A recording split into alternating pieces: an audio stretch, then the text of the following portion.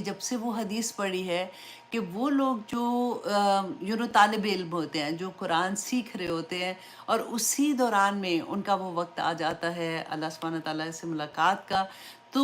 وہ سیدھا شہادت کا رتبہ پا کے جنت پہ چلے جاتے ہیں۔ اب دیکھیں کتنا بڑا مقام ہے کہ دعا میں یہ کرتی ہوں کہ اللہ سبحانہ تعالیٰ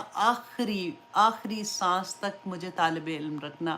میں قرآن کا علم سیکھتی رہوں، کسی نہ کسی بہانے سے، کسی نہ کسی کلاس میں سیکھتی رہوں۔ اللہ سبحانہ تعالیٰ آپ لوگوں کو بھی توفیق عطا کرے میرے ساتھ ساتھ کہ ہم سارے طالب علم رہے، ہم سیکھیں، دوسروں کو سکھائیں، سیکھیں، دوسروں کو سکھانے والے بن جائیں۔ آمین ثم آمین۔ اس لیے میں اب چھوٹی چھوٹی احادیث بھی آپ لوگوں کے لیے شیئر کرتی رہتی ہوں تاکہ آپ لوگ اس کو دوسروں تک پہنچائیں جب آپ کو پتہ ہوتا ہے۔ اسی لیے میں نمبر بھی دے دیتی ہوں حدیث کا تاکہ آپ خود بھی چیک کر لیں ان کو، اور آپ جب دوسروں کو پہنچاتے ہیں تو ہم بالکل وہ خیرکم من تعلم القرآن وعلمہ